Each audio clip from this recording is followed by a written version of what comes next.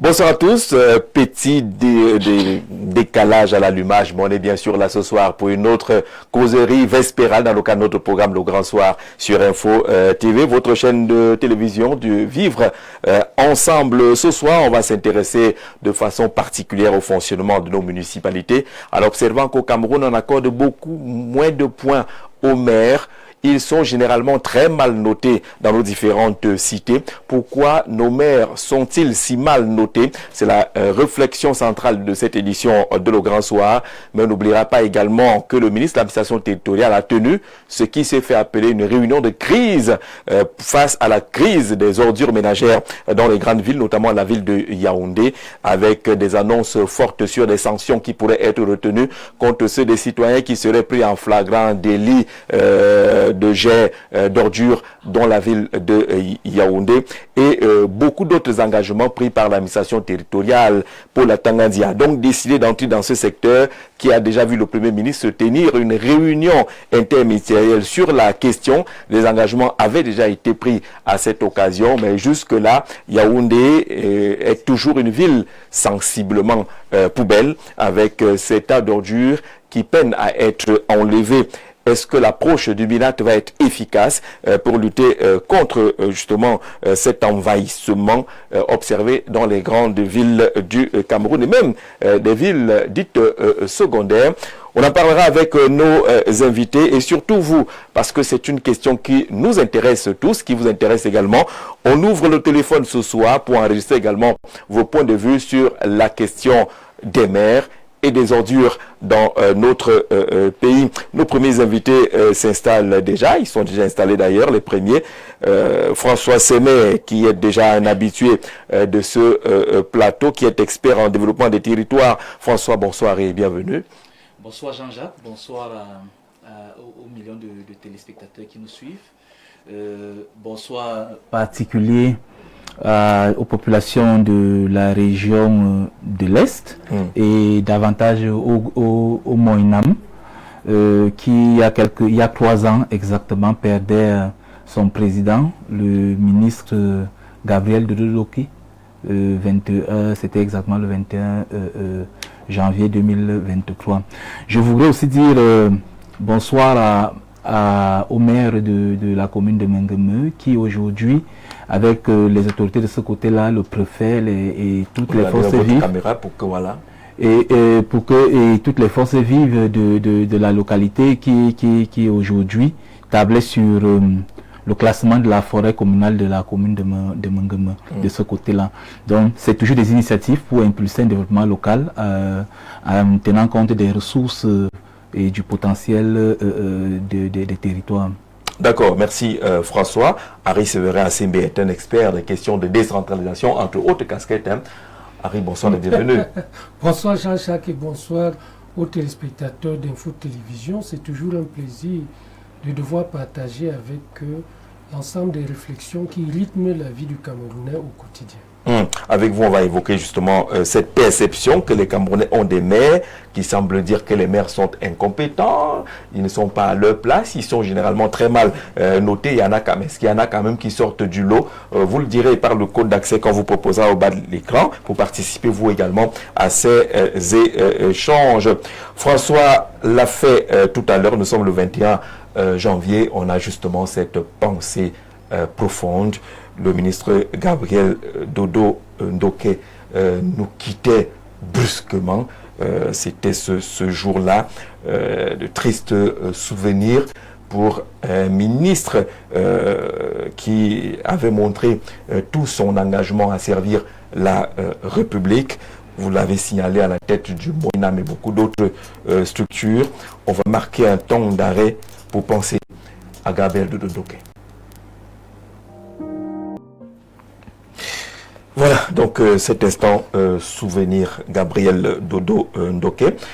Nous allons prendre un verre d'eau, forcément pour un projet qu'il avait suivi, puisqu'il s'occupait également de l'industrie, Source Bonis, qui va connaître des temps de croissance dans les tout prochains jours, avec l'inauguration de 2 chaînes de production, mais également la pose à première pierre de la version de production de bière dans la localité de Nganké, toujours dans la région de l'Est. On prend un verre d'eau.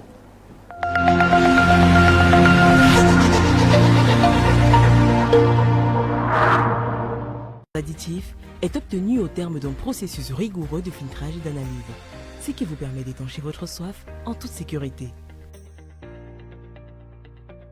Buvez l'eau minérale Bonis, buvez la vie.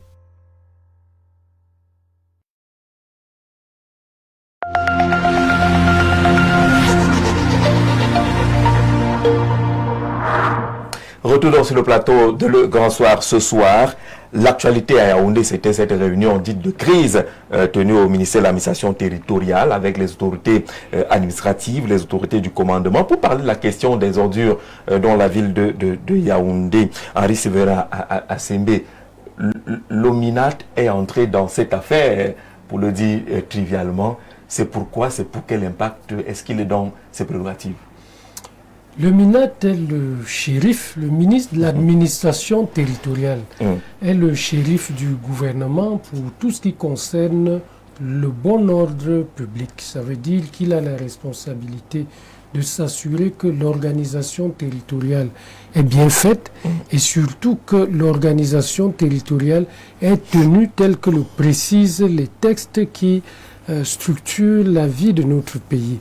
Étant entendu qu'il se trouve dans la régularité de ses compétences, il est tout à fait fondé à convoquer ce type de réunion, non pas pour aborder les aspects techniques qui ne relèvent pas de son secteur d'activité, mais davantage pour aborder l'impact du désordre urbain sur l'organisation et la vie dans les territoires.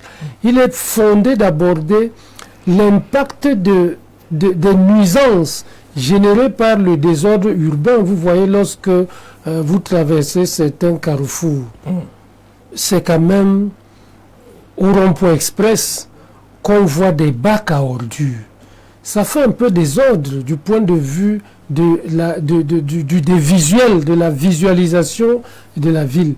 Et lorsque vous avez toutes les senteurs qui peuvent s'accompagner de cette situation, vous imaginez bien qu'aucune politique sectorielle ne peut être en marche ou alors ne peut se sentir non concernée par cette activité. Au plan économique, ça aurait pu être le ministre en charge de l'économie, ça aurait pu être le ministre en charge des finances, parce que vous savez que si un endroit est nauséabond, forcément, il va impacter sur l'activité économique. Ça veut dire que si on a une baisse d'activité économique à cet endroit, les objectifs de prélèvements fiscaux ne vont pas suivre.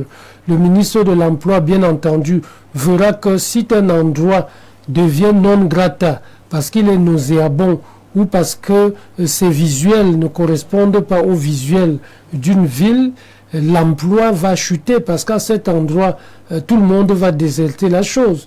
Donc, l'ensemble des politiques sectorielles sont concernées de manière holistique par la question, et il était de bon ton que quelqu'un d'autre, en dehors du ministre en charge de la ville, parce qu'on a souvent le sentiment que les ordures ménagères ne concernent que le ministre en charge du développement urbain, que non.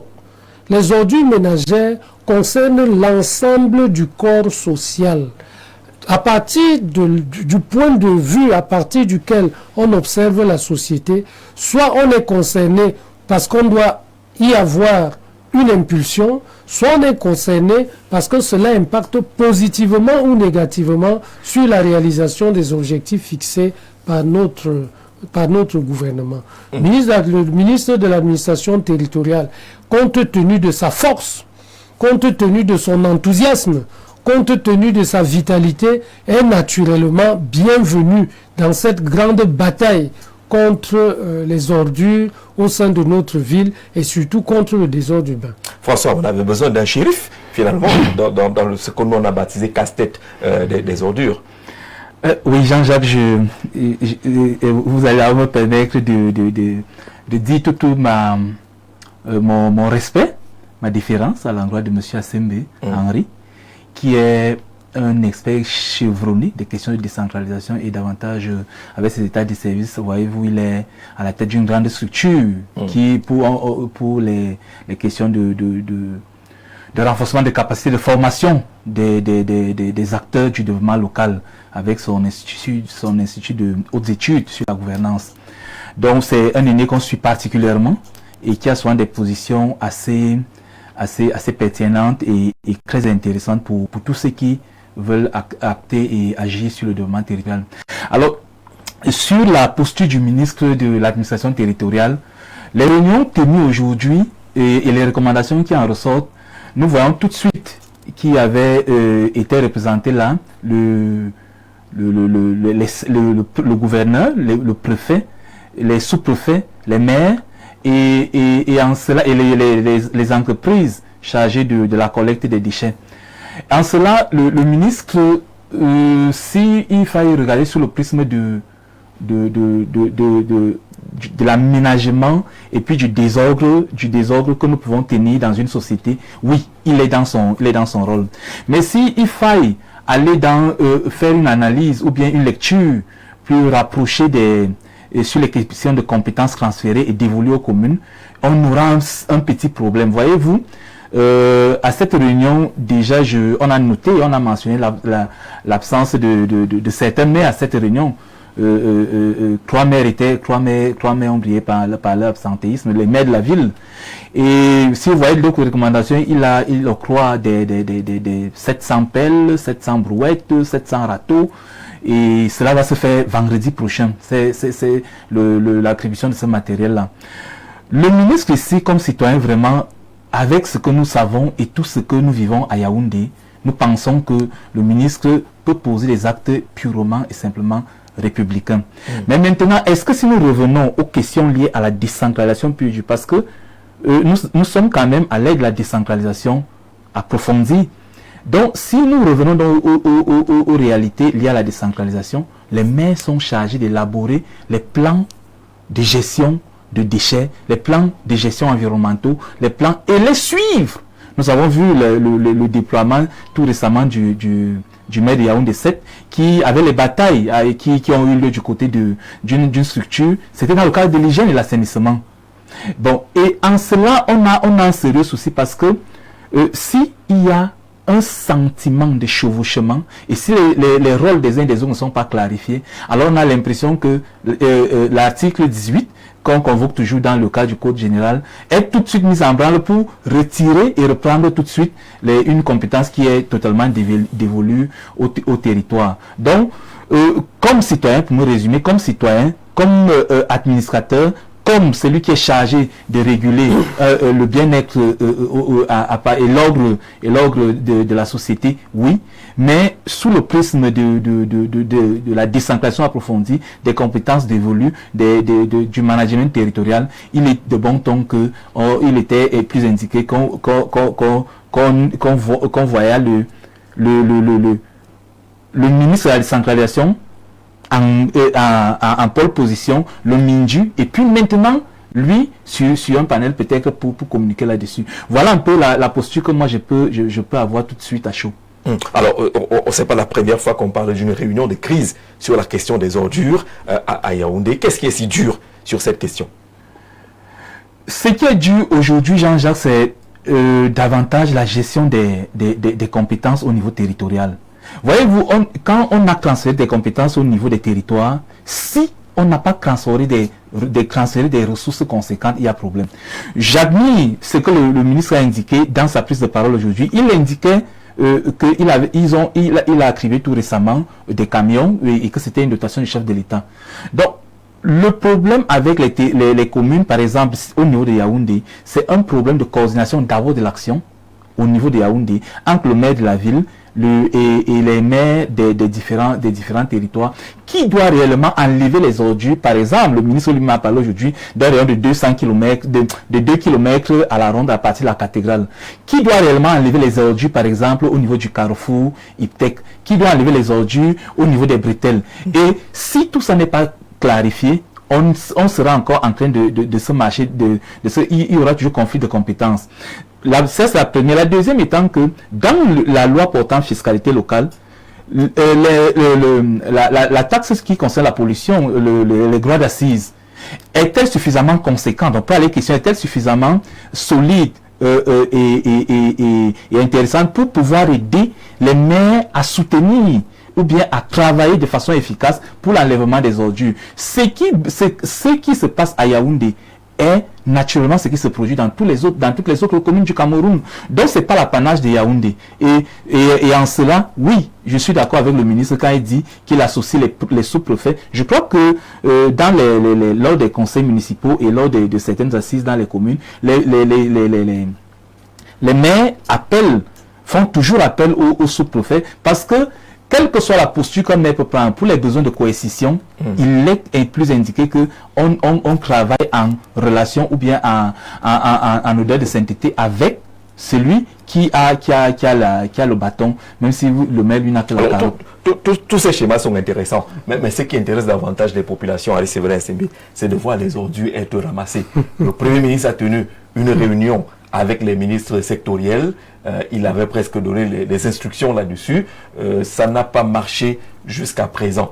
Et la question est là, dans ces ordures, qu'est-ce qui est dû si on met l'or de côté? Il faut bien indiquer que nous sommes dans une période de transition en matière de gestion des déchets. La transition entre l'économie classique et l'économie circulaire.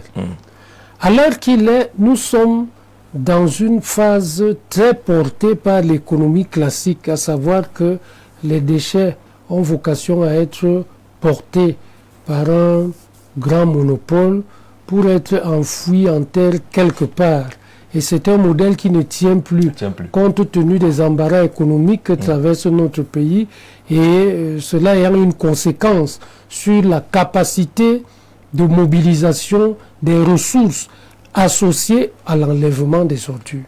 Lorsque nous arrivons à un modèle qui ne tient plus la route, il est évident que la suite, c'est la crise.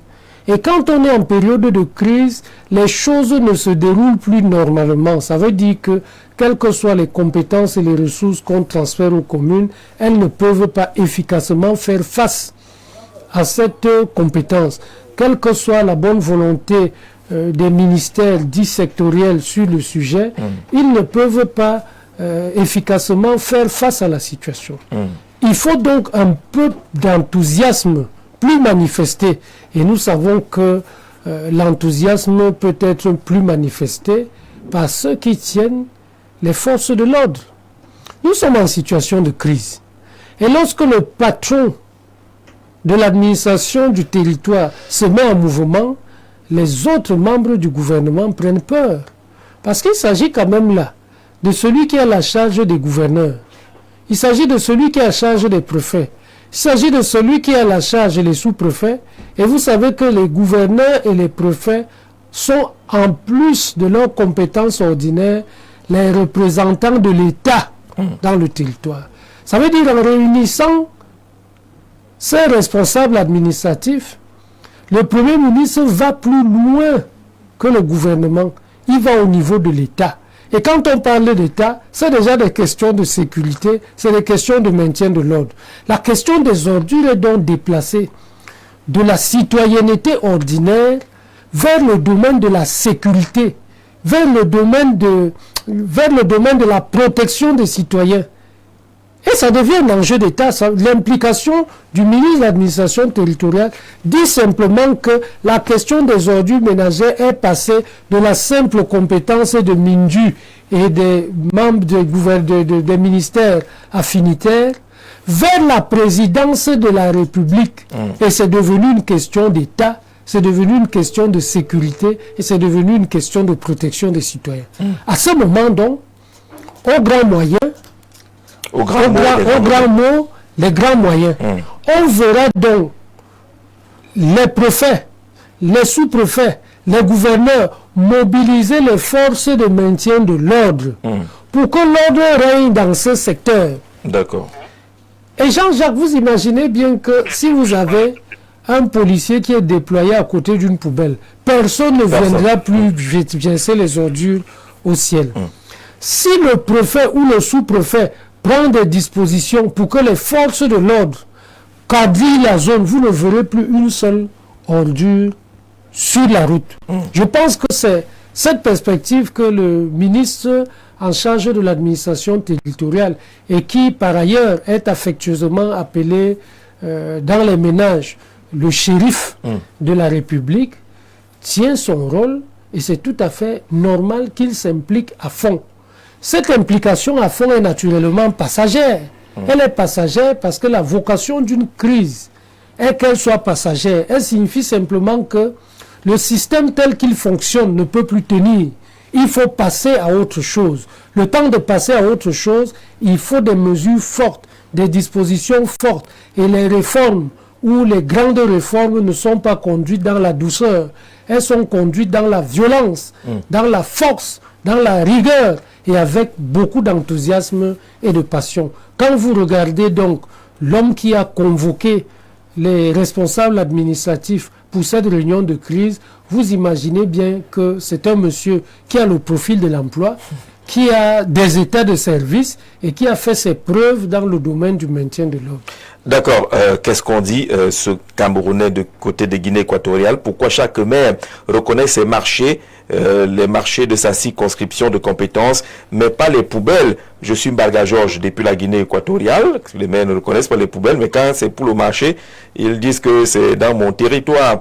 Les ordures sont une richesse inestimable au même titre que l'or. Il suffit de mettre de l'ordre dans ce secteur et le Cameroun aura des milliardaires. Mais ce régime est obsolète. Le MINAT veut aussi organiser à son tour les états généraux des ordures comme sa collègue. Point d'interrogation. La gesticulation institutionnelle pour dilapider les budgets. C'est Molu de Yaoundé qui pense que vraiment cette affaire c'est la gesticulation et que ce qui est visé serait de dilapider simplement les budgets conséquents. En rappelant qu'il y a déjà eu les états généraux de déchets organisés par le ministre en charge du développement urbain. Pour quel résultat? Pour que le shérif entre aujourd'hui dans cette affaire, dans la danse, comme on le dit. Si on arrive à cette étape-là, est-ce que ce n'est pas spécialement les populations qui sont visées? Si vous jetez les pots de banane, on va vous ramasser, vous serez placé en garde à vue. Est-ce que ce n'est pas orienter l'affaire vers les populations qui en réalité pourraient estimer être plutôt des victimes? Oui, Jean-Jacques, si vous parlez de population, voyez-vous, il y a deux postures, c'est-à-dire que deux niveaux qui gèrent et qui contrôlent directement la population. Il y a au niveau des territoires, c'est-à-dire au niveau des communes, au niveau local, vous avez les maires qui gèrent les territoires, qui gèrent la population et qui ont des missions claires vis-à-vis et une redevabilité claire vis-à-vis des populations de façon directe. En cela, donc au niveau local d'abord, on a cette étape-là. Et maintenant, il y a un deuxième niveau, c'est le président de la République en lui-même, donc qui est chef de l'État et qui lui maintenant, dans ses missions, donc, lui aussi, est redevable vis-à-vis de la population et gère tout le territoire national. Vous voyez donc aussi pour ces deux dimensions. Il y a donc dans l'analyse de M. Henry tout à l'heure, quand Henry prend deux aspects, il vous dit que il déplace le débat de la gestion des ordures ménagères comme compétence dévolue au territoire pour que ça devienne une problématique centrale au niveau de la gouvernance institutionnelle et républicaine. En quoi cela est dû? Je suis d'accord avec cette analyse dans la mesure où peut-être ça pose des questions de santé publique. Et si vous prenez les questions de santé publique qui engagent directement la population, c'est soit vous êtes dans la posture du chef de l'État qui doit, je vais faire une caricature. On nous a tous dit que quand il y avait on avait besoin de remaniement, là, il y avait et les remèdes qui sentaient beaucoup et l'encens. Donc, vous comprenez donc tout de suite que, en cela, donc, c'est les questions de santé publique. Et si c'est dans les questions de santé publique, le président de la République, oui, revient donc et puis donc peut frapper la main sur la table pour gérer la crise de façon objective. Mais sauf que moi, avec la sensibilité qui est la mienne, j'ai un souci parce que je me dis comment le maire d'Engelmendoura va se comporter. Mais avant d'arriver là-bas, la question est celle de celui qui a suivi le ministre de l'administration territoriale. Dire que désormais on va nous surveiller, si nous salissons, on nous arrête. Est-ce qu'on n'est pas en train de quitter le vrai sujet pour aller s'acharner sur les pauvres populations qui ne savent même pas où jeter les ordures? Jean-Jacques, l'explosion démographique du Cameroun, toutes les données que nous avons aujourd'hui ne sont pas actualisées. Si vous allez en ligne, là, vous tapez même la population de votre arrondissement d'origine, vous verrez qu'il y a un souci de ce côté. Et parce que les données sont soit de 2001, 2005 et actualisées à chaque fois pour faire. Donc, on ne peut pas, si je prends par exemple le cas de la crise anglophone, qui a fait qu'il y ait explosion démographique dans la région, par exemple, de l'Est. Vous prenez donc, vous allez prendre une commune comme Garaboulaye, qui avant la crise anglophone, donc avant 2016, avait sa population ordinaire. Et avant peut-être la guerre en Centrafrique, avait sa population que le maire pouvait contrôler et gérer efficacement. Aujourd'hui, avec maintenant l'explosion démographique, comment vous faites pour gérer efficacement les ordures ménagères? Si vous n'avez pas de ressources conséquentes, le problème se pose. Parce que la population est là, il y a les constructions anarchiques, il y a les installations anarchiques, tout est fait de façon anarchique et barbare. Mais maintenant, est-ce que donc, sur un territoire comme celui-là, parce que quand il prend une commune, est-ce qu'il y aura suffisamment de... Pour qu'on se comprenne. Oui, est-ce qu'il y aura donc... les ordures là dehors, parce que je n'ai pas vu un bac à ordures, on vient m'arrêter. Est-ce qu'il y aura c'est de ma faute? C'est ça la question. Est-ce qu'il y aura donc suffisamment de policiers pour contrôler les lieux de dépôt des ordures? Mais sauf que je crois que c'est que le ministre, là où le ministre de l'administration territoriale que nous amène, c'est dans les questions de répression. C'est-à-dire que voilà. Si vous avez posé déjà à la répression, nous sommes déjà à la répression. Parce qu'avant d'arriver à la répression, vous avez le problème. C'est là-dessus que nous nous accordons. Nous pensons donc que c'est les niveaux donc de répression ou de coercition, c'est-à-dire quelle que soit la posture, si vous êtes citoyen dans une commune ou bien si vous êtes citoyen d'un territoire, sachez que parce qu'il a indiqué dans son communiqué final qu'il faut placer les bacs avec des indications très lisibles. Il a même donné l'intitulé interdit de jeter les ordures à cet endroit.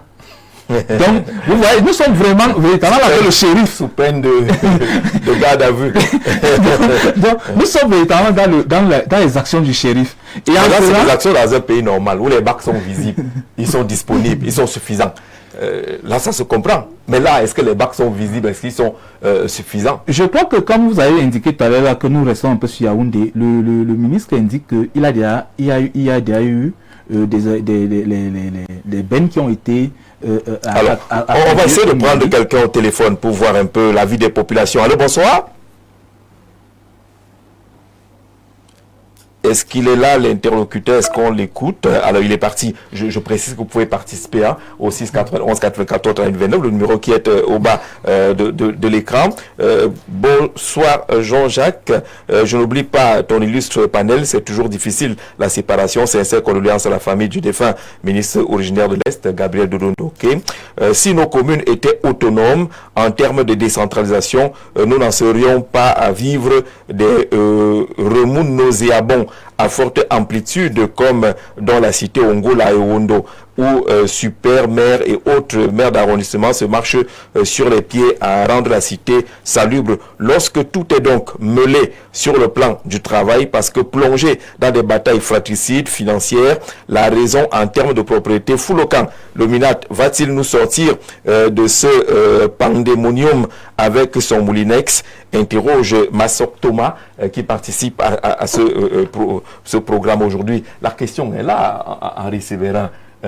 La population aujourd'hui doit se tenir quoi? Savoir que en cas de débordement, vous pouvez être à tout moment être arrêté et placé en garde à vue, comme le shérif l'a dit. Est-ce que ce n'est pas être victime deux fois pour la population? Nous sommes là dans une logique de système et d'acteurs.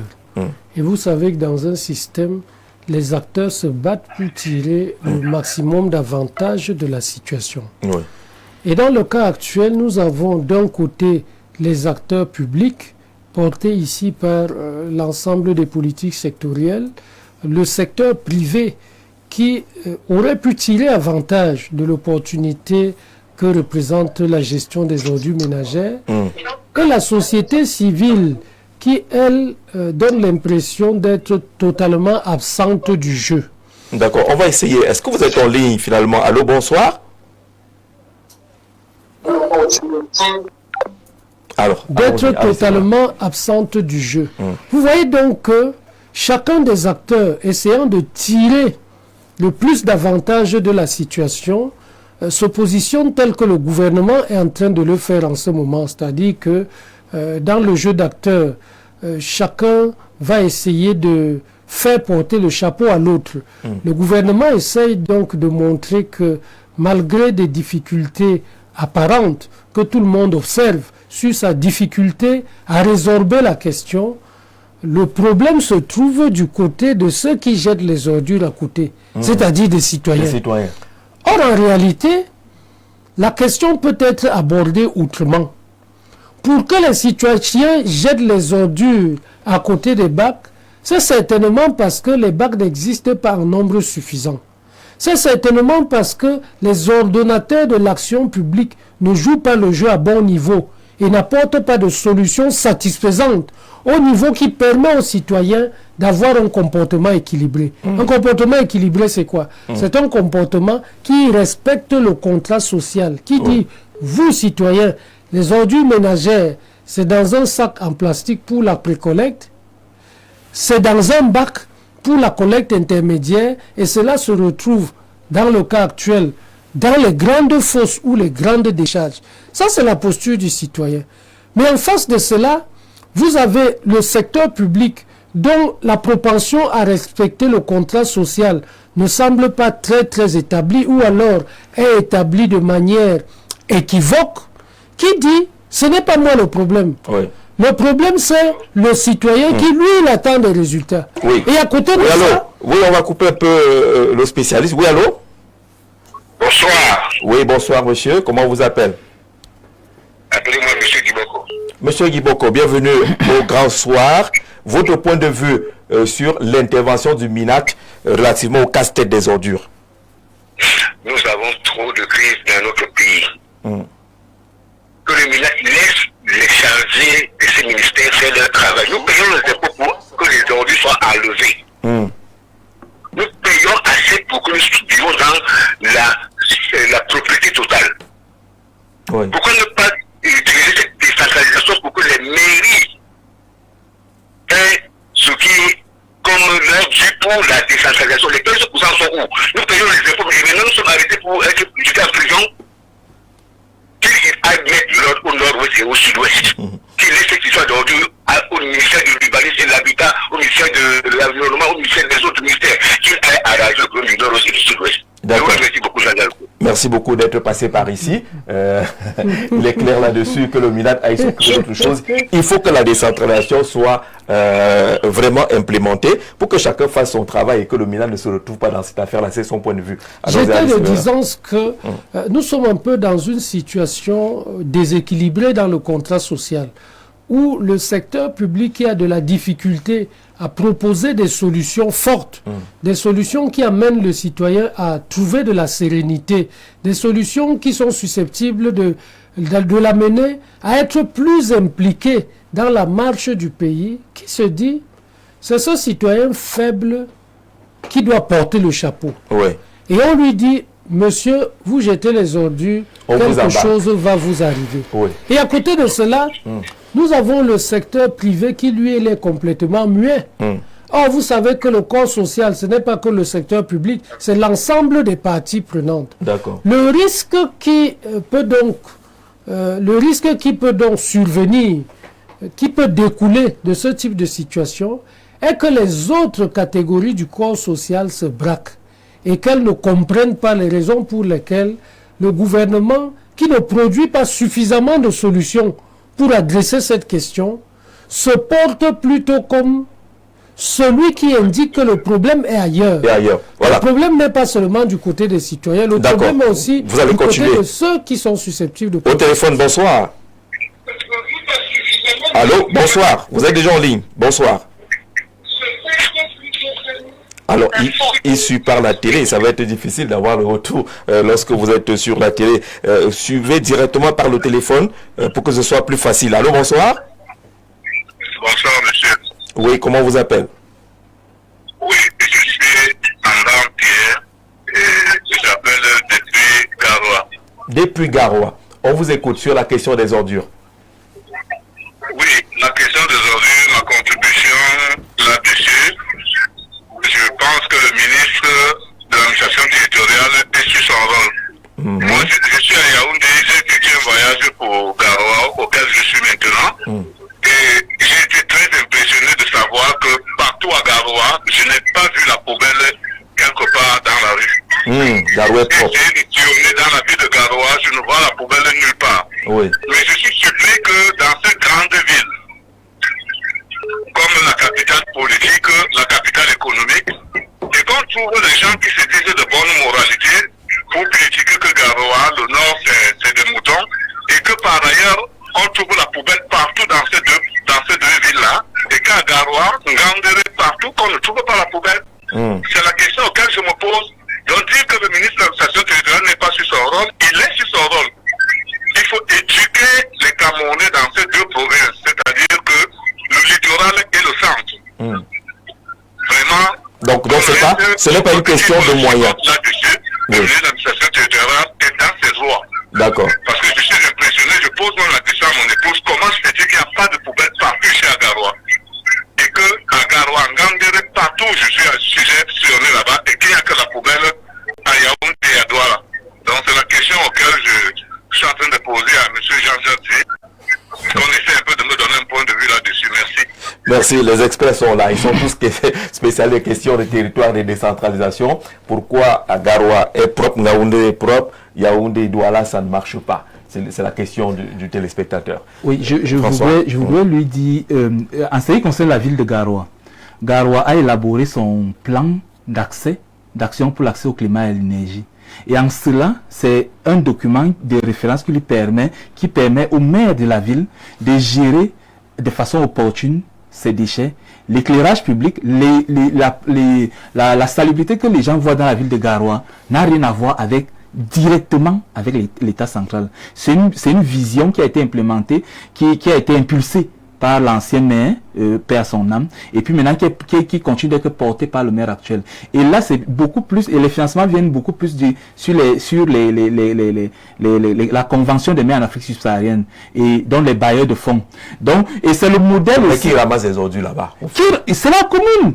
C'est la commune qui gère, qui gère, et c'est une incidence donc qui leur aura permis d'avoir non seulement l'éclairage public, l'aménagement des voies d'accès, et puis aussi toute la propreté qu'on peut constater dans la ville. C'est un modèle qui ne peut pas être appliqué à Douala ou à Yaoundé. Les maires de tout le Cameroun sont même invités à adhérer à ce type de partenariat et de convention pour leur permettre de prendre le taureau par les cornes. Parce que le problème, c'est un problème de ressources. On ne peut pas occulter cela. C'est-à-dire que si vous n'avez pas une autonomie financière, une autonomie de gestion des ressources financières, vous avez un sérieux souci. Et les maires aujourd'hui, où on leur indique que les mairies doivent fonctionner comme des entreprises, doivent plus se retourner vers la coopération internationale. Donc, et si ils vont prospecter là-bas, ils vont nouer des partenariats, ainsi de suite. Je crois que M. Assimba souvent a encadré beaucoup de maires là-dessus. En 2020, avec l'Espagne et bien d'autres. Donc, et c'est là-dessus que la commune de Garoua a noué de très bons partenariats, a eu des financements. À Yaoundé, on me demande souvent, mais où est Isakam? Que fait Isakam? Au téléphone, bonsoir. Oui, bonsoir, monsieur. Oui, vous leverez un peu la voix pour qu'on vous reçoive mieux. Comment on vous appelle? Oui, je m'appelle M. Mohamed. Monsieur Mohamed. Oui, M. Mohamed. On vous écoute sur la question des ordures. Oui, c'est pour ça que je suis en train de vous répondre en disant que vraiment, je suis vraiment désolé pour l'État camerounais. Les problèmes clés qu'il faut résoudre ne parviennent pas à résoudre. Rendez-vous compte que, par exemple, la montée des Koulous, n'a qu'un seul bac à ordures. Montée de Koulou, un seul bac à ordures. La montée de Koulou, à Yaoundé. Oui. Il n'a qu'un seul bac à ordures. À la montée, juste à la montée avant le calcul. Et vous, quand vous voyez l'environnement là, est-ce que vous pouvez peser la densité de population qui se trouve dans cet environnement là? Combien de femmes ménagères doivent poser les ordures dans ce petit bac à ordures? Et puis vous avez dit qu'une femme qui va enlever les ordures ménagères dans la maison viendra en route pour essayer d'arriver, la poubelle est pleine, il va aller manger.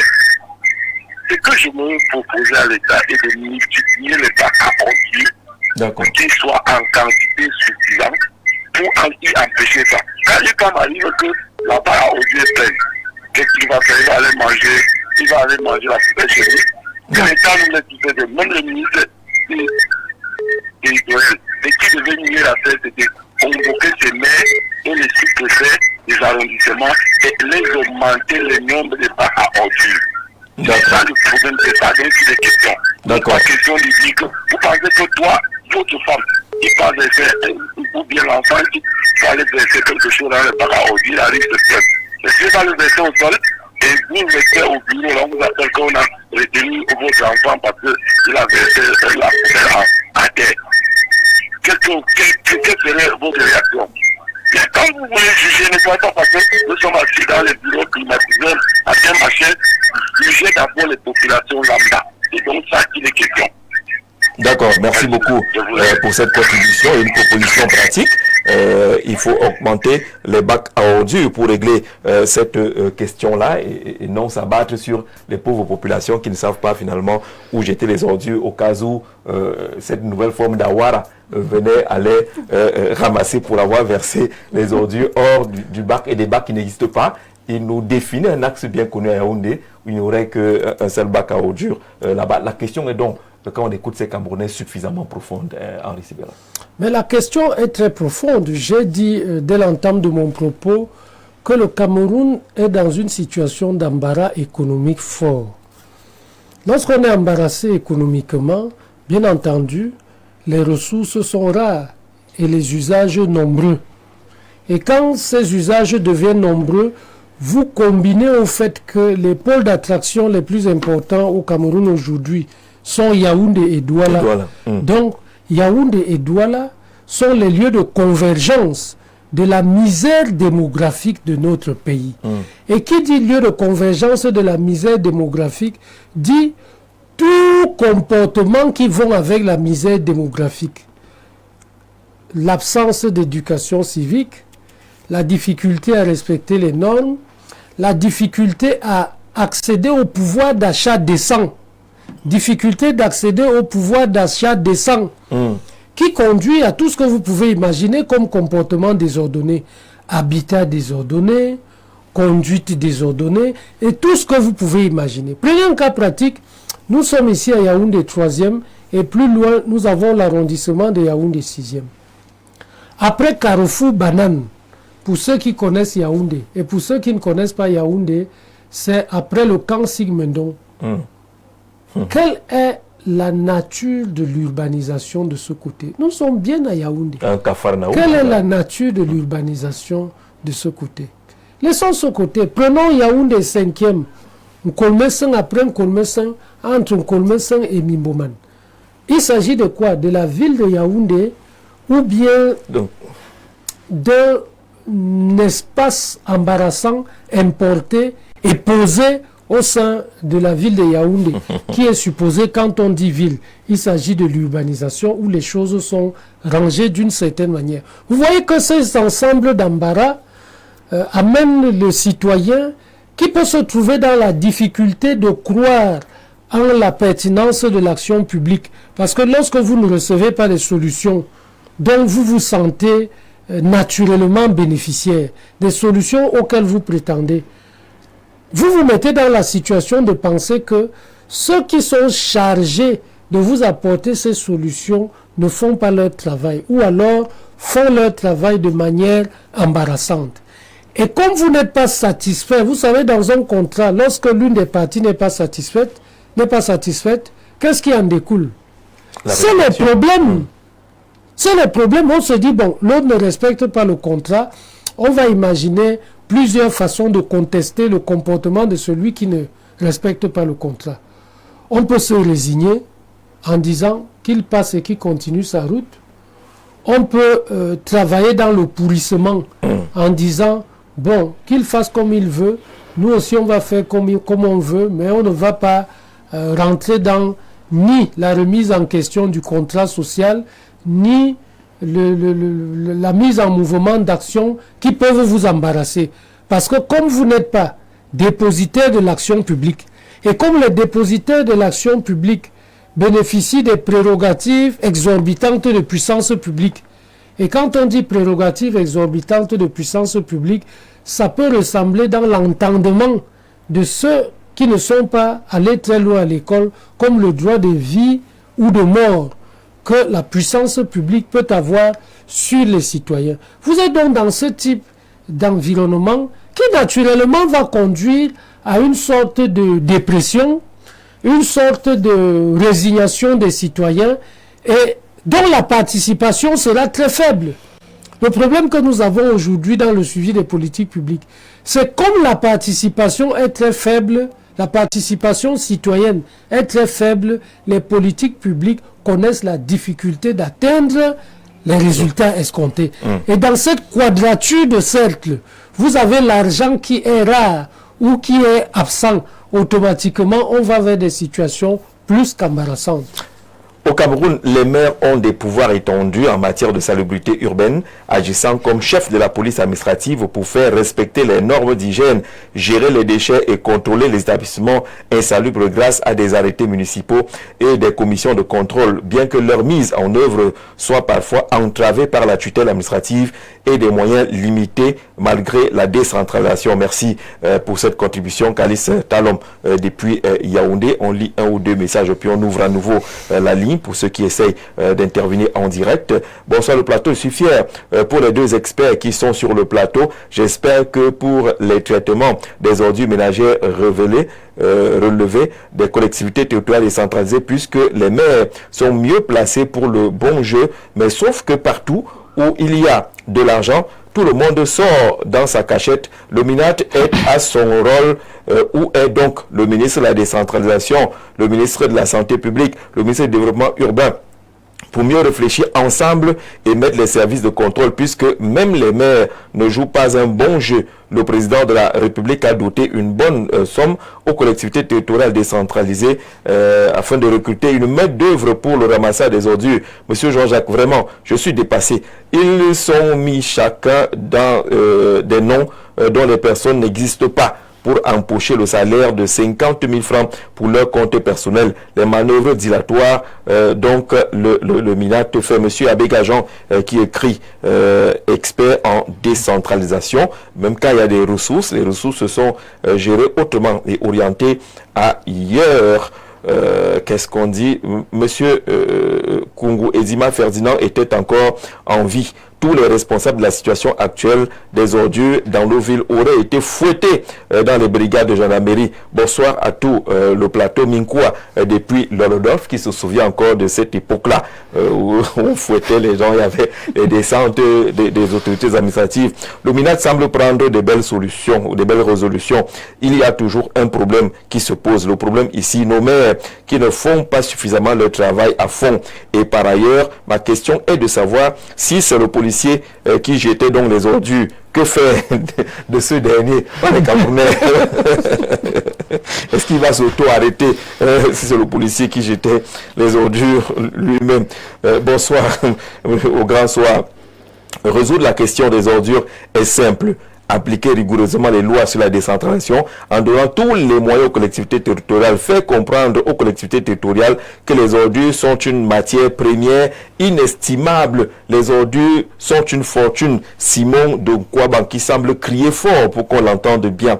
Belle émission. Le vrai problème ici, c'est le financement et aussi l'incivisme. Antoine depuis Emana qui envoie sa contribution. On prend une ou deux personnes au téléphone et en direct et puis on revient aux experts. Allô, bonsoir. Oui, bonsoir, Jean-Gervais. Oui, monsieur. Comment vous appelez? Je suis Dieudonné Magouette. Je vous appelle de Yaoundé Premier. De Yaoundé Premier. Dieudonné Magouette. Allons-y. Oui. Jean-Jacques, le monsieur qui vous a appelé de Garouala. Oui. Il se trompe beaucoup. Ils sont environ à 400, 500 000 habitants à Garoua. Oui. Nous, on est autour de 5 millions d'habitants. Absolument. Je dis bien, je te pose la question, tu es un professionnel, que personne ne peut contester dans notre pays. Une ville de 25 millions comme par exemple à Abuja ou bien Lagos, Kinshasa ou bien Paris. Oui. Comment ils font là-bas? On est autour de 4-5 millions de personnes.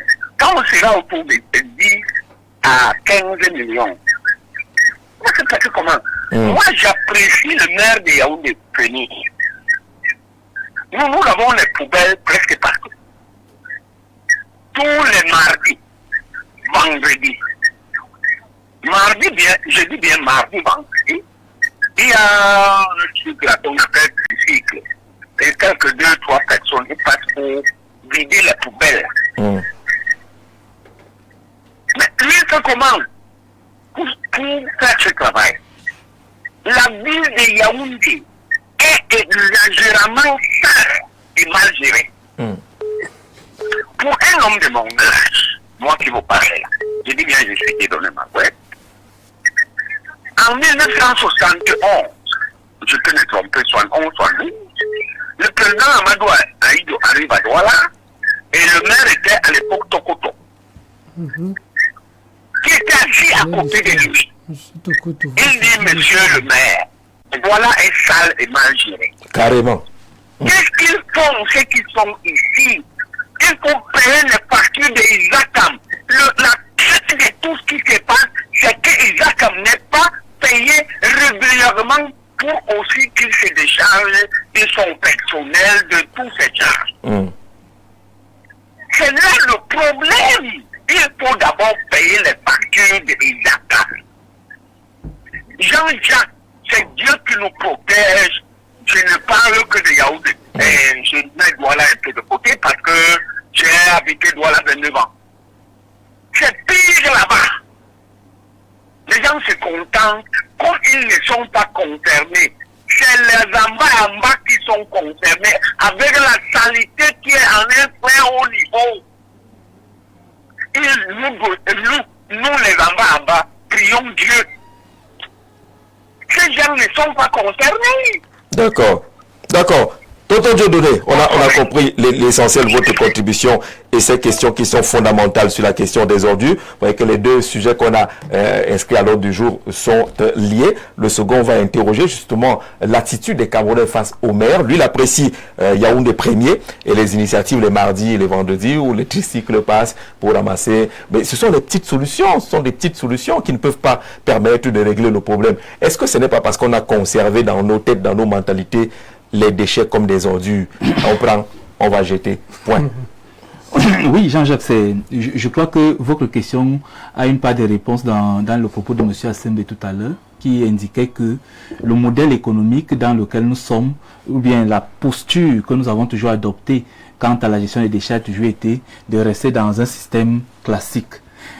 Or, il fallait aller vers l'économie circulaire. Et qui dit économie circulaire dit essentiellement la valorisation des ressources sur les questions de coopération internationale et décentralisée.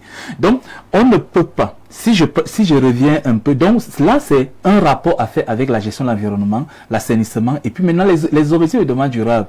Donc, et ici, je voudrais convoquer un document pour et faire d'abord un clin d'œil à un très grand expert, le professeur Nikam. Le professeur Nikam qui a suffisamment épilogué, élaboré des documents en ce qui concerne la gestion des déchets au Cameroun.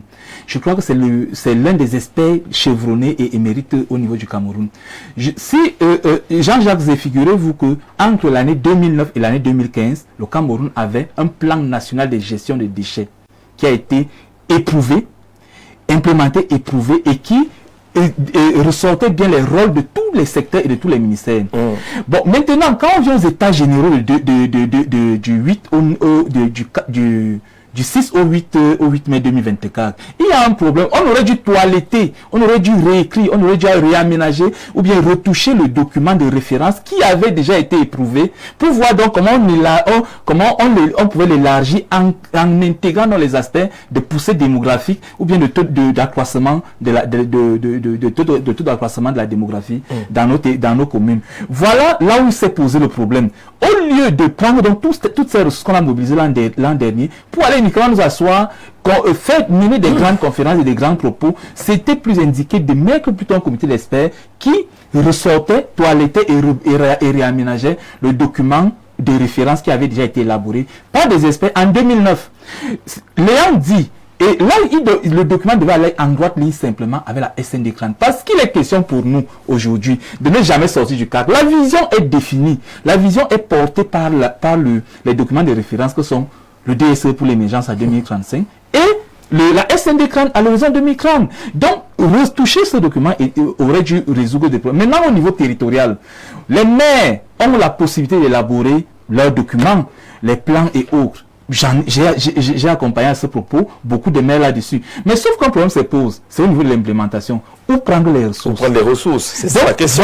Voilà le problème. Oui, le plan est là. On peut avoir les plans, tous les documents qu'on veut. Voilà. Mais si on n'a pas et je vais faire un clin d'œil au maire de Batouri qui a son plan et qui à ce moment-ci organise tout un concours de quartier propre, ville propre avec son projet Isacombe. Donc, qui prend. C'est-à-dire qu'aujourd'hui, quand à Batouri, vous pouvez arriver et vous trouvez que la ville est un peu propre. Et pareil pour le maire de Bertois. Quand vous allez à Bertois, Jean-Jacques, le maire d'Imbélé nous regarde.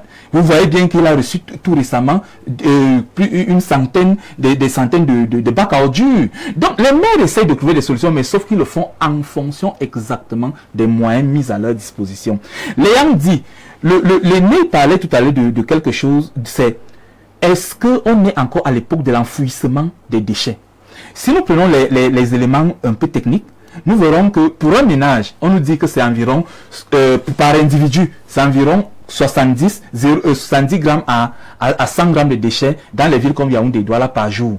Donc vous faites un rapprochement avec exactement la population. Il y a quelqu'un qui vient de parler de 5 millions d'habitants au niveau de Yaoundé. Vous aurez le tonnage des déchets. Et maintenant, quand vous serez les contrats avec Isacam, vous voyez clairement que si Isacam a pris ce type de tonnage, il en reste une partie qui est exactement de tel. Et comment ils sont résolvent donc le déficit. Maintenant, s'il fallait aller transformer, parce que aucun expert à ce jour ne peut vous dire le contraire. Vous faites le tri, tout ce qu'il y a à recycler, le fer, les bouteilles plastiques et tout le reste qui peut produire des pavés et bien d'autres. Vous prenez les déchets alimentaires et autres, vous êtes dans le compost et bien d'autres dérivés. Donc, et le problème, c'est un problème de vision. Le problème n'est pas... Qu'est-ce qui est si compliqué? Puisque ça se fait déjà ailleurs. Dans des pays en Afrique de l'Ouest, ça se fait déjà. Cette collecte, ce tri, cette transformation-là, ça se fait. Pourquoi ça semble... J'ai pas voulu... Je voudrais indiquer que nous avons ici une structuration d'acteurs qui n'est pas favorable au règlement de la question des ordures ménagères. Ah bon, voilà. Regardez les compétences dévolues aux communes. Enlèvement des ordures ménagères.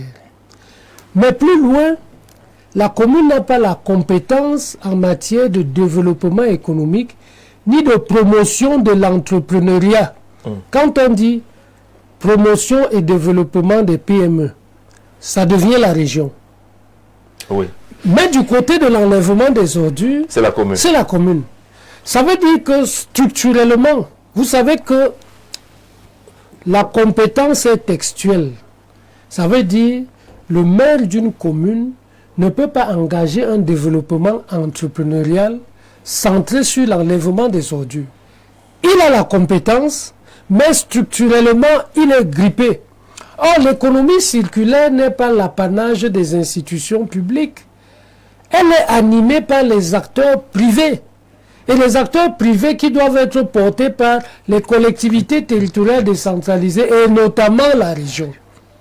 Et au plan fonctionnel, l'articulation entre la commune qui a la compétence, c'est-à-dire la compétence sur les ordures, et la région qui a la compétence en matière de promotion et de développement des PME, n'est pas bien senti. C'est-à-dire quand vous parlez à la commune d'une région, le maire vous regarde un peu comme si vous étiez un extraterrestre. Ou alors lorsque vous parlez de la commune au sein de l'administration régionale, on vous regarde un peu comme un type qui peut tomber de la planète Mars. Or, les deux acteurs gèrent exactement le même territoire. Ils gèrent exactement les mêmes dotations factorielles, c'est-à-dire la même population, la même nature, le même relief. Ces deux acteurs gèrent exactement les mêmes dotations factorielles. Mais on a dit, le premier étage est géré par la commune. Le deuxième étage est géré, c'est-à-dire vous êtes dans une concession, c'est une maison à étage. Donc vous êtes en situation de, appelons ça, colocation ou copropriété. Vous êtes dans la même concession. Vous êtes dans la même concession. Oui. On dit donc, vous avez des espaces communs. Mais, de manière particulière, le premier étage et le rez-de-chaussée sont gérés par la commune. Le deuxième étage et le troisième étage sont gérés par la région. Mais vous avez donc les habitants du premier étage et du deuxième étage qui n'ont pas une politique commune. Ça vous indique immédiatement et de manière responsable ce qui va se passer par la suite. Les deux acteurs étant désarticulés, automatiquement, l'immeuble ne prospérera pas. Lorsqu'il y aura des problèmes de peinture, personne ne fera la peinture. Lorsqu'il faudra recruter un acteur pour faire le ménage entre le rez-de-chaussée et le 4e étage, soit chacun recrutera dans son étage, ce qui est porteur d'inefficacité, soit ça restera simplement sale. C'est une question qui peut être transposée à la gestion des ordures ménagères, où on dit économie circulaire, qui l'anime? C'est les entreprises. Qui est chargé de la promotion des entreprises? C'est la région.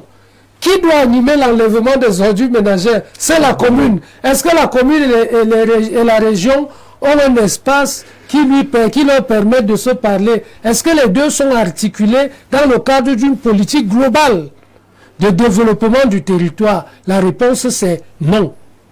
Vous avez donc tout entier un pan de la question de l'enlèvement des ordures ménagères, qui peut-être n'a pas été abordé par le ministre en charge de l'administration territoriale, qui lui a seulement regardé tout ce qui concerne le maintien de l'ordre. L'incivisme. Que peut-être le ministre en charge du développement urbain et de l'habitat n'a peut-être pas abordé, se concentrant davantage à la passation des marchés, à qui gère quoi, et que les régions et les communes n'abordent pas pour des raisons que le citoyen que nous sommes a de la difficulté à comprendre. On ne sait pas pour quelle raison le maire de la commune de Yaoundé X et le président du conseil régional n'ont pas de plateforme mensuelle ou hebdomadaire pour discuter des questions qui leur sont communes. Toutes ces questions leur sont communes. Ouais. La question de l'éducation, la question de l'hygiène et la salubrité, la question du développement des entreprises. Mais chacun d'eux a une compétence. Jean-Jacques Zé, nous sommes sur ce plateau. Vous êtes l'animateur du débat. Et nous sommes les débatteurs. Si vous n'êtes pas là, il n'y aura pas de débat. Si nous ne sommes pas là, il n'y aura pas de débat. Comment les acteurs qui sont en charge d'une même question peuvent travailler sans se parler? C'est évident que c'est porteur de germes d'inefficacité et c'est la situation dans laquelle nous nous trouvons et nous avons tendance à rechercher des solutions dans un monde qui est très grand, alors que les premières solutions commencent par une interaction entre les acteurs de la proximité. D'accord. Allô, bonsoir. Au téléphone, bonsoir, il est parti. Bonsoir, J à ton panel. Le pays est en agonie. On parle des ordures. Où est le gouvernement? Le budget est lancé, les ministres engagent des dépenses. On n'a pas pensé aux ordures. Le policier qui va nous arrêter, lui ne produit pas les ordures. Thomas Deyassa. que toi-même là. Bonsoir Jean-Jacques. J'aime bien cette thématique et j'apprécie que ce soit un sujet qui ait enfin heurté la sensibilité du MINAT. Mais je rappelle ici qu'à ce jour, les mairies sont en attente du virement des CAC depuis le mois de novembre et que les mairies qui ne vivent que de ces financements, comme les mairies de Brousse, n'arrivent pas à ce jour à organiser leur conseil municipal. On parlera des tensions de trésorerie, mais que comprend le village ou le villageois des Foulanes de ces différentes questions de tensions de trésorerie, lesquelles les mairies sont en train de suffoquer, sont en larmes, sont en pleurs. Monsieur Jean-Jacques Zé, bonsoir également à tous les panélistes. En effet, le problème des ordures ne devait connaître des situations telles que nous connaissons au Cameroun. Nous avons un ministère de l'Environnement qu'on n'évoque pas beaucoup dans ces questions, parmi les acteurs qui sont censés avoir une certaine interaction. Et le MINAT, ces deux départements devraient de nos cités des bijoux, je ne sais pas trop quoi. À Bomban, ce fut le premier préfet Kungu Ferdinand qui initia jeudi Ville Propre. Que ces deux départements ministériels fassent leur travail. Vous voyez le Maroc, Doumbé depuis Bertois. Il y a des jeudis propres et des vendredis propres à Yaoundé. les gens ferment les boutiques et ils attendent 10 heures pour venir ouvrir. On ferme, c'est simplement. Quand à 10 on vient ouvrir, vraiment, certains maires me font pitié, surtout ceux de la région du Sud, en particulier ceux de l'Anvila. Impossible de travailler à cause des élites, des femmes qui sont venues en mariage dans la villa. Tu as ton problème. Tu as ton problème. Sous le prétexte qu'elles auraient épousé des ministres qui sont même déjà décédés il y a plusieurs années, empêchent aux maires de travailler. Elles font des dénonciations au TCS. Elles montent des frais les uns contre les autres. Or, le président Paul Biya leur a tout donné. Mais aujourd'hui, elles combattent les maires qui sont là pour implémenter la décentralisation. À cause d'elles, les marchés tombent en conclusion. Tout simplement, certains maires n'arrivent pas à travailler à cause de cette méchanceté des femmes venues en mariage dans les villages des gens. Mais bon, Dédé, depuis Boloba, tu as ton problème. Il nous permet de parler, d'enchaîner avec la situation des maires qui sont très mal notés dans notre pays. Bonsoir Info TV, une grande messe sur les ordis vient de se tenir en grande pompe et avec diversion de Madame Cortès. On nous a promis le paradis. Ça, c'est les États généraux qui se sont tenus. Il parle d'une grande messe de diversion et qu'on a dit que les choses allaient changer. Justement, pendant qu'on attend l'implémentation et les changements, le shérif, le Minat, entre dans cette affaire. Oui, le président Éric Guégim du Parti écologique, il demande s'il peut appeler et intervenir. C'est très important sur la question, puisque toi tu es sur les questions environnementales. Appelle quand tu le veux. Hein. J'ai eu, d'accord, on va aller à cette situation des maires. Dans notre pays, ils sont très mal notés. Il y a très peu de Camerounais qui apprécient l'action, les activités des maires. Sont-ils aussi incompétents que cela? Oui, Jean-Jacques, dans cela, il faut revenir à... S'il faut parler de la fonction du maire ou bien du maire, il faut déjà définir son rôle, ses missions et un peu ce que je voudrais appeler son pipe.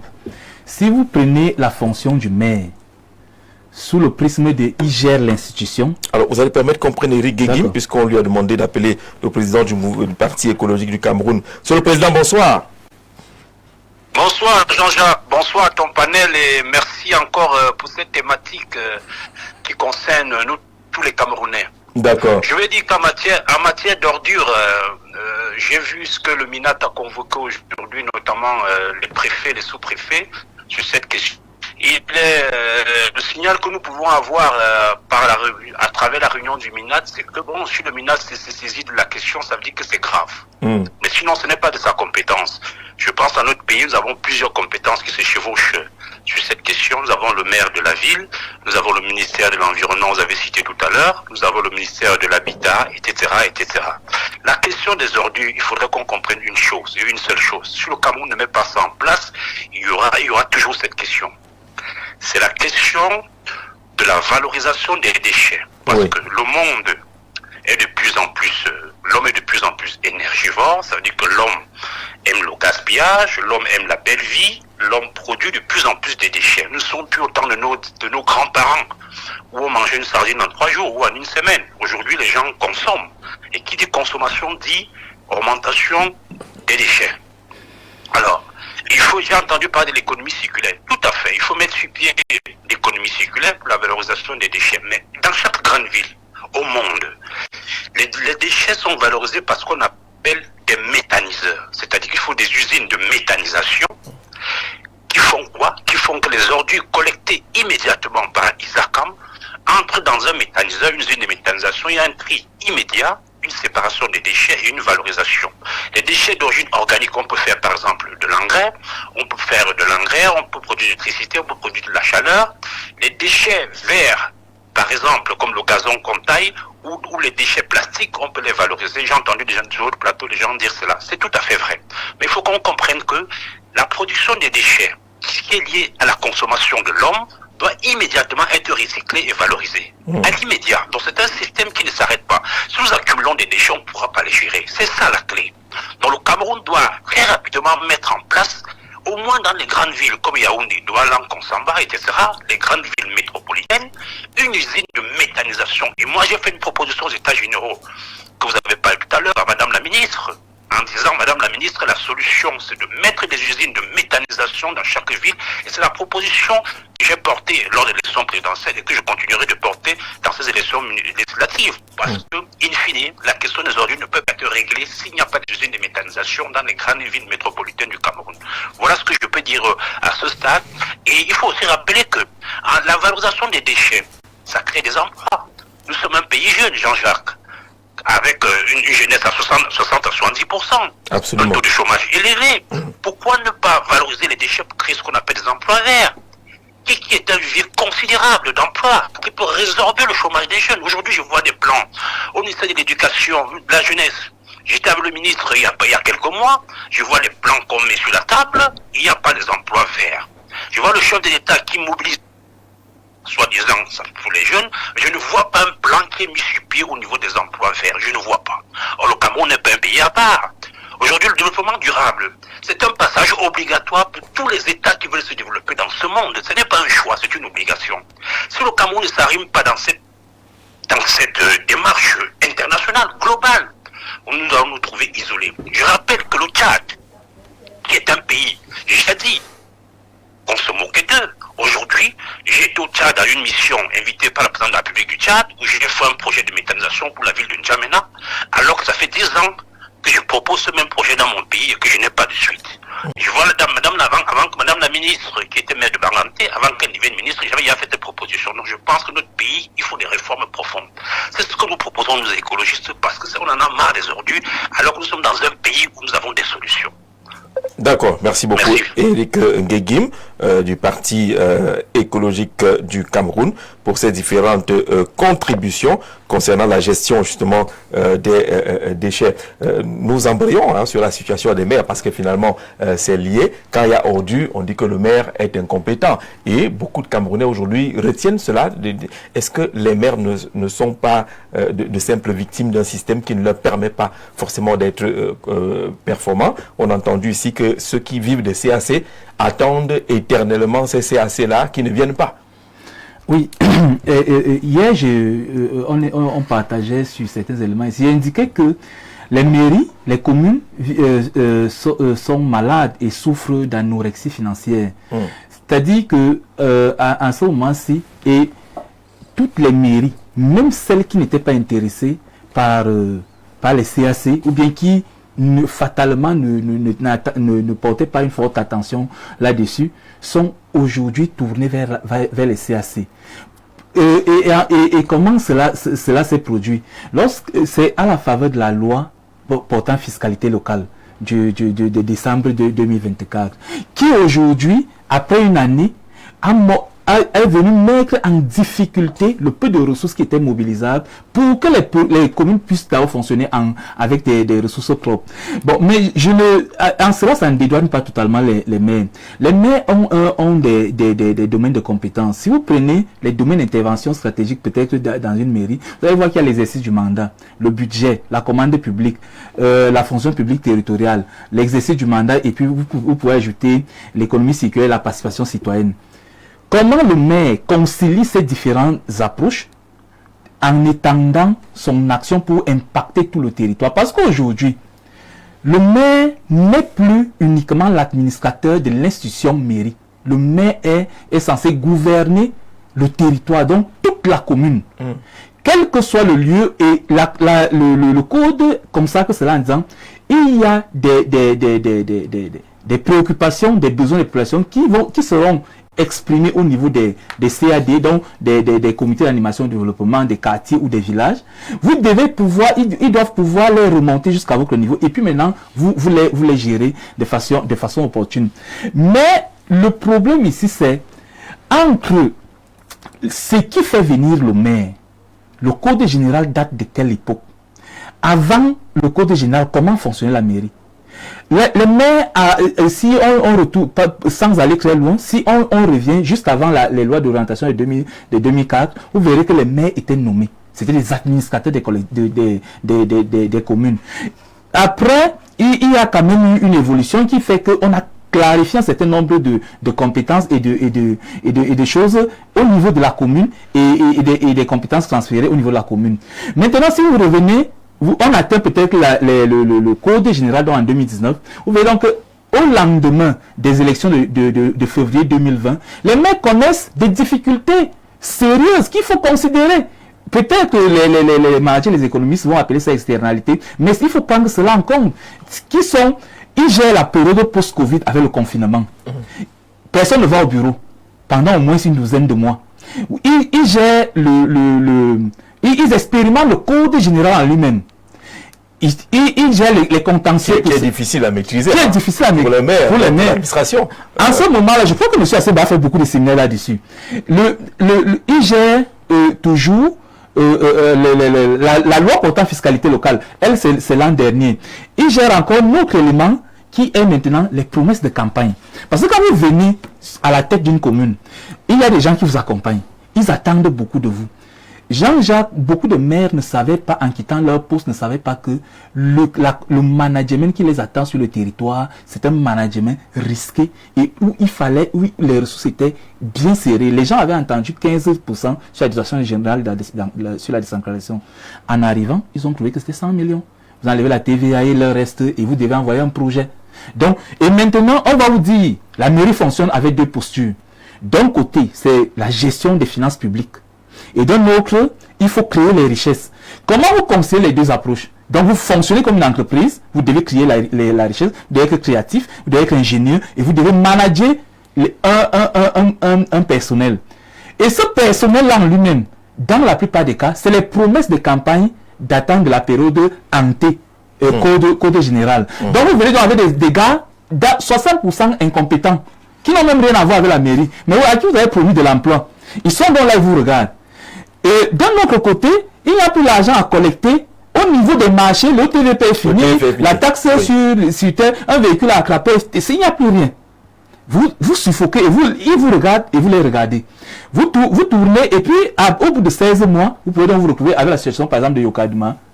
On peut vous parler de 17 mois d'arrivée de salaire, on peut vous parler en ce moment de certains territoires, si vous prenez pour le cas des CAC, c'est-à-dire qu'il y a quelques temps, la commune par exemple de Garoboulaye mobilisait 20 millions sur un trimestre. Aujourd'hui, ils sont à 5 millions pour un trimestre et ce n'est pas arrivé jusqu'à aujourd'hui. C'est-à-dire que le niveau, les ressources mobilisées au niveau des impôts et taxes qui doivent être reversées, cela n'a pas encore été fait jusqu'à date.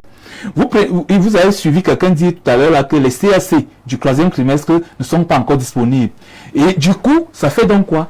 Il y a donc un ensemble de pressions qui font que le maire en lui-même ne se retrouve plus. Vous allez trouver les conflits, la forclusion des marchés, les opérateurs qui ne sont pas payés, les maires même qui veulent même démissionner. Je prends un cas simple, allez marcher. Si vous êtes à Yaoundé, vous verrez que tous les maires sont sur les championnats de vacances, les dons et tout ça sur le terrain pour essayer d'exister. Mais allez ailleurs, vous allez voir que dans la plupart des cas, les maires ne vont pas à la mairie. Les mairies ils ont déserté. Ils ont déserté. Vous allez regarder vos collaborateurs comment ils n'ont pas ce temps. Ils n'ont pas eu de fête de fin d'année, il n'y avait pas d'argent. Oui. Les salaires n'ont pas été payés. Et vous revenez en janvier, leur dit on relance l'année. Il y a un autre schéma, toujours caricatural. Vous allez prendre, il y a quelques années, on élaborait les budgets. Vous allez voir que tout le monde avait tendance à bomber le budget. On avait l'impression que c'était un exploit lorsqu'on avait un budget assez élevé. Nous, on a atteint le milliard de budget. Subitement, vous allez voir, ils ont ajouté une expression, un budget de sincérité des chiffres. Pourquoi?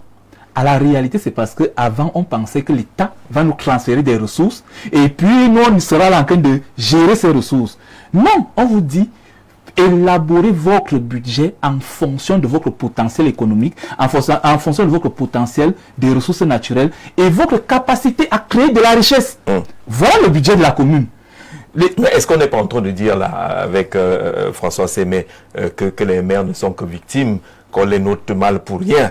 Ils vivent des situations un peu plus compliquées qui ne donnent même pas envie de se présenter à ces élections-là. J'en viens donc pour te dire, pour répondre à ta question en indiquant que le problème des maires aujourd'hui, c'est un problème de profil.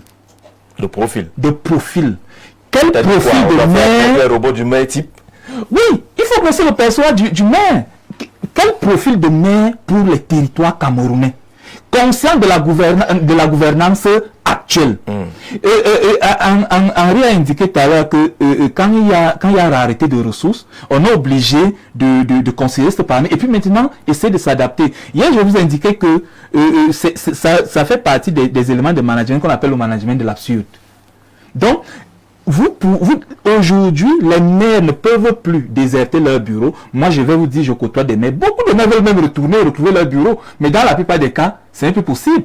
Donc, vous ne pouvez plus avoir des fonctionnaires qui sont partis de Yaoundé pour les territoires. Vous ne pouvez plus avoir des maires à la retraite, des individus à la retraite qui viennent s'asseoir au bureau et qui pensaient que c'était l'administration. Non, aujourd'hui, il faut des maires dynamiques, créatifs, inventifs et qui ne vont pas uniquement à l'étranger pour les congés et pour les balades. Et faire des selfies. En cela, j'indique quelque chose. Il y a un maire, par exemple, le maire vous allez me dire, mais tu parles beaucoup de ce maire-là. C'est le maire qui innove. Le maire de Garoua, dont on parlait tout à l'heure, il a mis des partenariats au niveau de la Convention des maires de l'Afrique subsaharienne. Il a mis des partenariats et il a eu des financements. Le maire de Garoua Boulaye, tout récemment, était à Addis Abeba et en cela, il allait représenter le Cameroun à ce forum sur le climat, au forum du climat au sommet à Addis Abeba en septembre dernier. Et il a ramené des fruits. Mais combien de maires savent qu'au Cameroun, en Afrique subsaharienne, c'est le maire de Garoua Boulaye qui doit canaliser les financements et il a un mandat de 2 ans. Combien le savent? Et qui doivent aujourd'hui essayer d'aller vers la prospection, et élargir leur prospective économique, leur mobilisation financière vers ce niveau de coopération et de partenariat. Jean-Jacques, je vais peut-être m'arrêter en indiquant quelque chose, c'est que les maires en eux-mêmes, pour que l'action soit impactante et efficace au niveau des territoires, il faut que les populations, à l'aune de ces renouvellements de mandature, regardent bien le profil des maires. Ne disons pas que tous les fonctionnaires et tous les retraités qui sont là-bas sont incompétents, mais nous indiquons que dans la plupart des cas, ils n'ont rien compris. D'accord. Bonsoir Info TV et bonsoir à vos brillants panélistes qui me font honneur pour leur maîtrise des questions des territoires. L'impopularité des maires est inévitable. Elle est même inhérente à la fonctionnalité. Les maires sont les seules personnalités politiques qui subissent le coût le plus élevé sur les conséquences de l'insalubrité, alors que les ressources qui leur sont dévolues sont en situation de séquestration dans les comptes uniques du Trésor. Ils répondent des situations dont ils ne sont pas responsables. On tape Georges depuis Macaque. On faisait un peu ce schéma-là. On a l'impression qu'on est en décentralisation, mais que sur le même coup, il y a eu une centralisation de certaines ressources. Et le maire aujourd'hui n'a pas d'argument pour dire aux gens que vraiment je n'ai pas ce qu'on a promis. C'est plutôt Yaoundé qui gère maintenant plutôt tout. Ça peut ressembler à de la fuite en avant. Ouais, d'accord. De la fuite en avant parce que quelques éléments chiffrés peuvent nous permettre d'appréhender le sujet. 2018-2019, la dotation générale à la décentralisation tournait autour de 5 milliards d'euros. 5 milliards d'euros. Aujourd'hui, 6 ans après, à peu près 2026, elle est de 1106 milliards. De 6 milliards à 1106 milliards en 6 ans. 1106 milliards. C'est quoi la dotation générale à la décentralisation? C'est l'ensemble des ressources qui font l'objet de transferts par l'État aux collectivités territoriales décentralisées, par le mécanisme des transferts des compétences. On peut donc imaginer que, avant 2019, qui consacrait la concomitance de l'exercice des compétences, l'État restait avec toutes les ressources associées aux compétences transférées. Avec le code, il y a eu exclusivité. Le code a consacré l'exclusivité de l'exercice des compétences transférées par les territoires. Et par conséquent, l'État s'est mis à transférer. C'est passé à 52, ensuite 200, ensuite 384. Et aujourd'hui, nous sommes à 1106 milliards. Ces 1106 milliards sont directement gérés par les collectivités territoriales décentralisées de 2 niveaux, c'est-à-dire la région et la commune. Est-ce que vous avez le sentiment que quelque chose a changé entre-temps?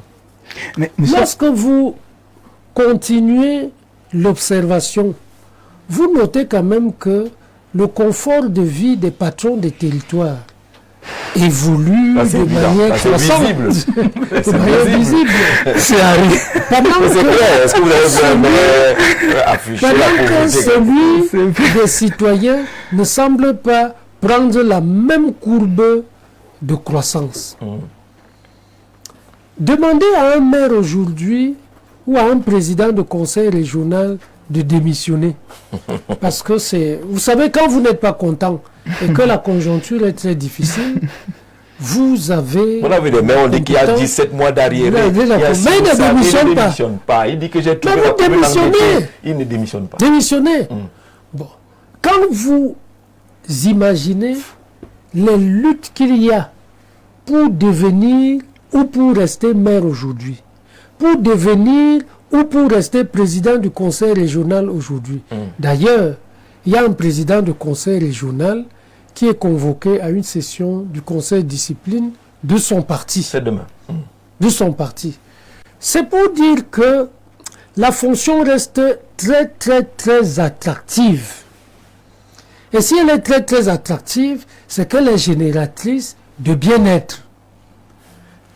Il peut donc arriver qu'on estime que ce bien-être est une fois de plus centralisé au niveau de ceux qui l'ont récupéré en premier. C'est-à-dire que ceux qui estimaient hier que le bien-être était centralisé plus haut reproduisent exactement le même mécanisme, à savoir la centralisation du bien-être au niveau intermédiaire. Et ça ne circule pas. Pour ceux qui notent les maires, il faut bien indiquer que tout dépend du référentiel qu'on va appliquer pour obtenir la note du maire. Le maire n'arrive pas ex nihilo.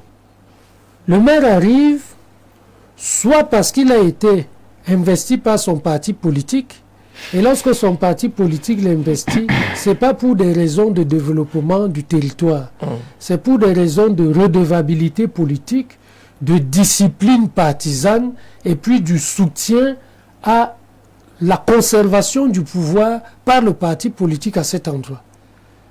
Vous ne voyez pas clairement dessiner des critères économiques ou d'amélioration des conditions de vie des citoyens. Personne ne vient avec un projet, une vision. De vie des citoyens. Oui. Vous pouvez aussi observer que certains maires arrivent simplement parce qu'on a besoin de les recycler. C'est-à-dire, bon, il a perdu une bataille antérieure, on lui offre un point de chute. Recycler. On le recycle, c'est quelqu'un qui, par principe, a une obligation de moyens, mais pas nécessairement une obligation de résultats.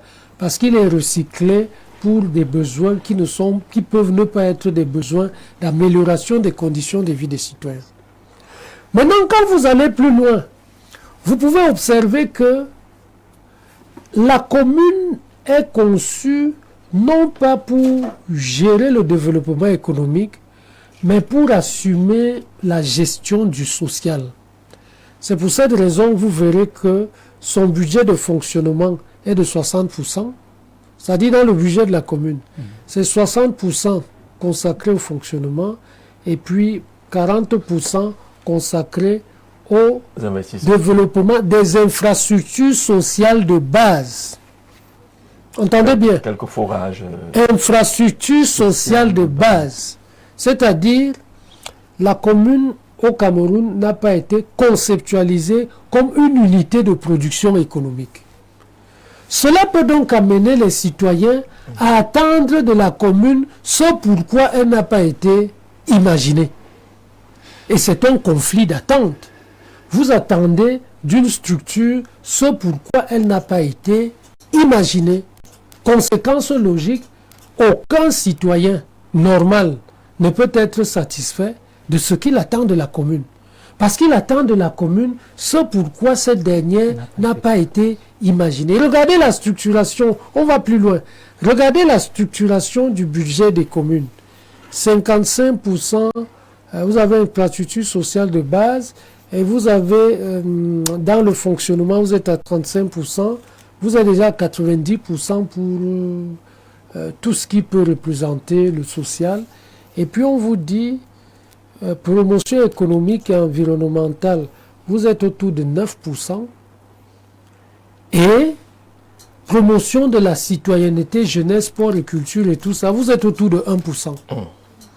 Avec cette configuration budgétaire, aucun partenaire sérieux ne peut s'intéresser à un tel territoire. Les communes sont budgétairement construites comme des entités qui supportent leurs charges, pas comme des entités qui se projettent.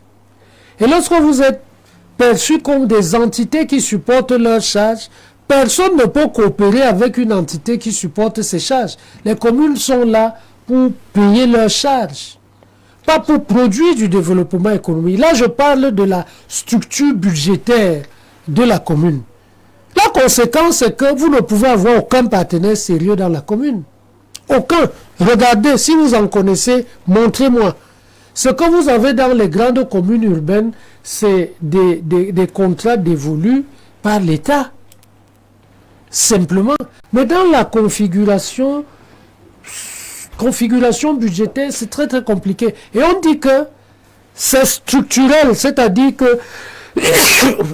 Pourtant, on demande aux communes aujourd'hui de produire des richesses. C'est structurel. Ça veut dire, quand on demande aux communes de produire des richesses, on demande donc aux maires d'inventer une fonction qui ne correspond pas à la camisole dans laquelle ils se retrouvent. C'est pour ça. C'est pour ça que nous parlons d'une nouvelle ingénierie du développement des territoires, qui va donc sortir du territoire tel que conçu, pour amener le territoire à être un espace qui consacre la perspective. Mais Jean-Jacques. Non, c'est pas moi, c'est les maires. Les maires ne veulent pas que tu ailles jusqu'au bout de cette affaire-là. Pourtant, c'est même profitable aux maires. Les maires, non plus comme des gestionnaires du territoire, mais comme des animateurs du territoire. Parce que lorsque vous êtes animateur du territoire, vous concevez les autres comme des partenaires. C'est pour ça qu'on parle des parties prenantes. Et vous allez au-delà de la compétence qui vous est dévolue. C'est pour cette raison que le maire et le sous-préfet doivent marcher main dans la main. Parce que le sous-préfet est co-administrateur ou co-gestionnaire du territoire dont le maire est gestionnaire. Tout à fait. Est-ce que vous connaissez un territoire où le maire et le sous-préfet ont une plateforme mensuelle ou hebdomadaire commune pour aborder la question du territoire? On va voir le sous-préfet uniquement pour lui dire on va inaugurer telle chose, et il faudrait que le sous-préfet soit présent. Ou bien il faut signer du papier. Or, les deux étant donc des vis-à-vis, parce que la commune est un territoire dual et il a deux patrons. Le patron déconcentré qui est le sous-préfet et le patron décentralisé qui est le maire. Et les deux territoires ont les mêmes dotations factorielles. Ils ont exactement la même population. Parce que quand c'est l'arrondissement, le sous-préfet est le patron et le maire est le citoyen. Quand c'est la commune, le maire est le patron et le sous-préfet est le citoyen. Et tous les autres sont citoyens de l'un et des autres. Les cours d'eau sont partagés, les forages sont partagés, les problèmes sont partagés. Ce que le sous-préfet peut résoudre ne sont pas ce que le maire doit résoudre. Ça veut dire comme les deux partagent le même territoire, ils doivent s'asseoir en comité bipartite chaque semaine pour faire le point. Vous connaissez une commune qui fait ça? Et si on n'a pas ça, nous sommes encore loin de ce que le citoyen attend de la décentralisation. La plus-value qu'elle est susceptible de générer. Ce qui est valable pour la commune est valable au niveau départemental, est valable au niveau régional. Et ça fait que ceux qui s'amusent à noter les communes doivent très bien circonscrire le référentiel à partir duquel ils travaillent. Cela facilite la compréhension des notes qu'ils attribuent aux communes. Dans les questions de profil et autres, là, on peut les aborder, mais elles ne sont pas centrales. Les questions de profil ne sont pas centrales. Je vous prends un cas pratique. Si vous avez besoin de négocier sur le marché national et international, est-ce que vous avez besoin d'un professeur d'université? Non. Qu'est-ce qu'il sait du marché? Vous connaissez un professeur d'université qui connaît le marché? Non. Vous avez besoin d'un gars de terrain qui sait qu'on marche le jour et la nuit. Qu'on crée un mécanisme réactionnel, qui sait faire l'interaction entre les parties prenantes, qui sait négocier. Est-ce que pour faire ça, on a besoin d'un diplôme? Généralement, c'est des profils sacodo qui le font. C'est-à-dire qui savent comment gérer les susceptibilités, comment aménager. Parce que plus vous êtes monté très haut dans la conceptualisation, plus vous devenez kantien. Vous savez ce que kantien veut dire? Ça veut dire que vous prenez le temps de réfléchir sur les questions. Et quand vous prenez le temps de réfléchir sur les questions, vous ne résolvez pas les problèmes. Vous passez beaucoup de temps à réfléchir, à voir les conséquences, les risques. Alors que celui qui est là pour résoudre les problèmes, dont la commune a besoin au niveau de la proximité, c'est lui qui dit, on a besoin de route ici. Monsieur Jean-Jacques Zé, mettez-moi l'appel là. Dès que l'appel est passé, on va arranger. C'est pour cette raison qu'on a souvent l'occasion d'entendre certains dire que ce pays a été construit par des gens qui n'avaient pas de diplôme. Et que depuis que les gens qui ont des diplômes sont là, on fait beaucoup d'états généraux, de choses comme ça, et puis on n'arrive pas. La question de la proximité est une question de pragmatisme, et tout ce qui concerne le pragmatisme s'accommode difficilement de la grande réflexion qui nécessite la prise de précautions, l'analyse des situations, la perfection de la préparation des dossiers, la maturation des projets et tout ça. Toutes choses donc qui sont génératrices d'immobilisme et d'inertie. Bonne émission. S'agissant du profil des maires, la question principale est le choix du RDPC. D'abord, qui sélectionne les conseillers municipaux et la fameuse enveloppe pour désigner le premier conseil municipal, celui qui sera maire et ce qui est réclamé par le parti pour figurer dans la liste en termes d'argent. Philippe depuis Koutaba, le maire cherche à récupérer tout ce qu'il a dépensé pour pouvoir être investi. Il s'agit là de millions. Les maires sont élus comme le président de la République. Pourquoi on demande plus au maire qu'au président de la République? Le maire est comme le président dans son territoire. Photo Victor a été un maire exceptionnel qui pensait à cette nouvelle ingénierie de développement. Maire de Pete Banjoun, on s'en souvient. Merci pour cette contribution qui vient de Koutaba dans le Noun. Bonsoir le panel et particulièrement Jean-Jacques. Merci pour ce thème qui nous tient à cœur. Le monsieur en cravate rouge maîtrise sa chose. Bonne soirée à vous. Merci d'être fidèle au programme. Est-ce qu'on va prendre un? Voilà. Il y a la commune de chez moi où le maire fait déjà plus de 3 ans étant malade. Pourquoi ne pas changer ce maire? Alors vous n'avez pas précisé. Votre maire, la commune est où? Voilà. Il s'agit de quelle commune? Bonsoir Jean-Jacques et à tes panélistes brillants. Vraiment, j'aime ce que vous proposez sur ce plateau. J'aurais aimé être invité, mais bon, c'est pas grave, je suis satisfait de ce que j'entends. Pour ce qui est des maires, la plupart sont des bras séculiers de l'association qui gère notre pays. Ces maires, certains, versent beaucoup d'argent pour être investis par leur association et dès qu'ils arrivent à la tête de la mairie, la première mission est de récupérer leur argent versé pour l'investiture et leurs résultats sont le détournement, le népotisme et la corruption car ils ne comprennent rien. La décentralisation est un vaste chantier complexe et il faut véritablement se mettre au travail. Willy de Bankomo, Willy prochainement, hein, on vous invitera, surtout qu'on va entrer dans cette période consacrée aux investitures et autres. Bonsoir, Jean-Jacques Zé, merci à vos brillants panélistes et à leurs édifiantes interventions. D'après ces chiffres et autres informations apportées, je veux comprendre comment se fait-il qu'une grande mairie comme celle de Mbankomo, qui puise jusqu'à Simbok, se retrouve avec 5 mois de salaire impayé. N'est-ce pas de la mauvaise foi? Prière d'investiguer à ce sujet, question de faire la lumière et que son principal dirigeant remédie à cette situation. Kennedy de Simbok à Yaoundé, qui a 5 mois d'arrivée de salaire à Mbankomo. Alors, on va sortir de l'émission. J'aimerais échanger, d'accord, je vais vous passer les contacts des experts qui sont sur le terrain. Il faut bien que les maires sollicitent les experts. Il y en a dans ce pays.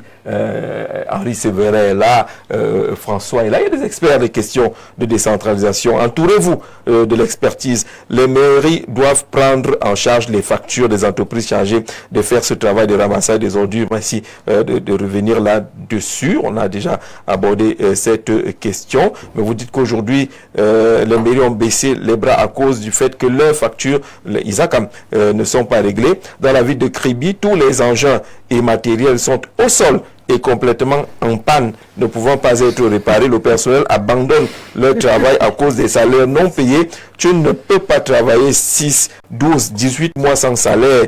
Ils vont nourrir leur famille. Comment l'entreprise pourra bien travailler? Comment? Pourtant, l'ouvrier mérite son salaire. Les super-maires et les maires doivent revoir ce problème-là. On a déjà évoqué ces questions de paiement des factures des opérateurs et autres. Voilà, on va sortir de l'émission. Notre ami Lema Kouma va rapidement s'installer. On va entrer dans cette situation-là où certains maires seront questionnés sur la gestion des salaires. Les arriérés, là, c'est quoi? C'est toujours parce que les centimes additionnels ne sont pas reversés à temps? Je crois que c'est l'excuse la plus partagée en ce moment chez l'ensemble des maires. Hein. Et Jean-Jacques, voyez-vous le... C'est recevable comme excuse? Bon, tout dépend de la taille, hein, et de la taille et du potentiel de la commune. Parce que si vous êtes dans si vous avez une commune Yokadouma qui a plus de 60 agents, c'est plus de 60 agents et que vous avez peut-être vos ressources qui ne sont pas... Vous cherchez quoi avec 60 agents? Jean-Jacques, je vous ai dit, lorsque vous venez avec dans vos sacoches les promesses de campagne, vous avez un sérieux souci. Donc, vous managez l'incompétence et l'improductivité. Donc, vous êtes là dans le feu de quelque chose que vous ne maîtrisez même pas. Et vous n'êtes même pas préparé. Et quand vous arrivez, vous dites qu'il n'y a même pas de ressources. Je voudrais, Jean-Jacques aussi, apporter... Voilà, une minute. Oui, apporter juste une petite précision aussi. C'est les douleurs que rencontrent aussi les maires des partis dits de l'opposition. Parce qu'il faut savoir que quand vous êtes d'une obédience différente, les maires ont sérieusement de soucis. On les maltraite. Ils sont englués dans des ils sont englués dans un système. Je vous assure, si vous prenez le cas du maire des ECA, les maires, celui qu'on a 6 mois de suspension, le maire des ECA. Là, c'est de son parti. De son parti. Vous voyez, il y a des contrôles inopinés. On va vous dire que non, on était là, le Mindevre est là, les finances sont là. Et donc, les maires sont... Et dans la plupart des cas, il faut dire qu'il n'y a pas de maire de l'opposition. Il n'y a plus d'opposition quand on est maire, on gère tout le monde de ce côté-là. Merci François. Revenez-nous lorsqu'on va encore aborder ces questions des territoires. Elles sont centrales et fondamentales, ces questions. On ne va pas abandonner cette ligne sur le grand soir. Lema Kouma, bonsoir. Bon après-midi Jean-Jacques, bon après-midi à Cantonais, dont j'ai beaucoup appris. C'était enrichissant.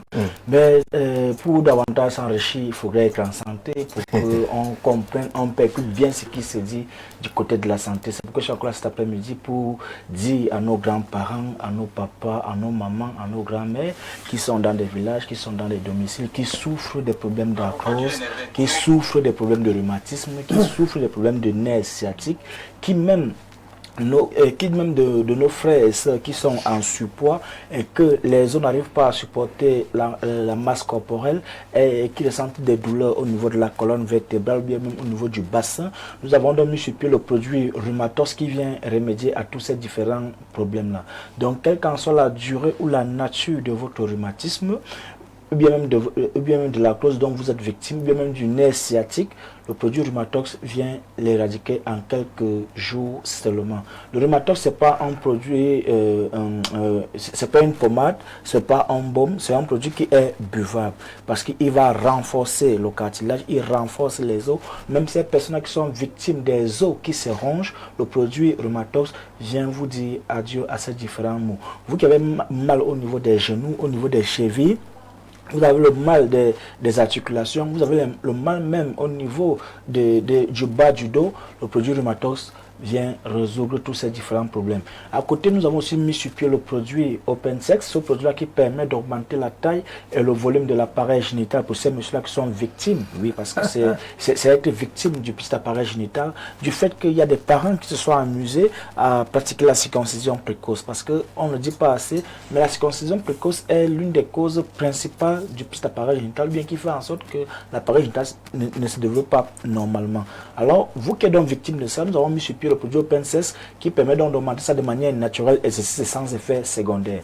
Nous avons 3 formats sur le marché. Il y a le grand format qui augmente entre 4 et 6 centimes d'augmentation. Il y a le moyen format qui augmente entre 2 et 4 centimes et le petit qui augmente entre 1 et 2 centimes.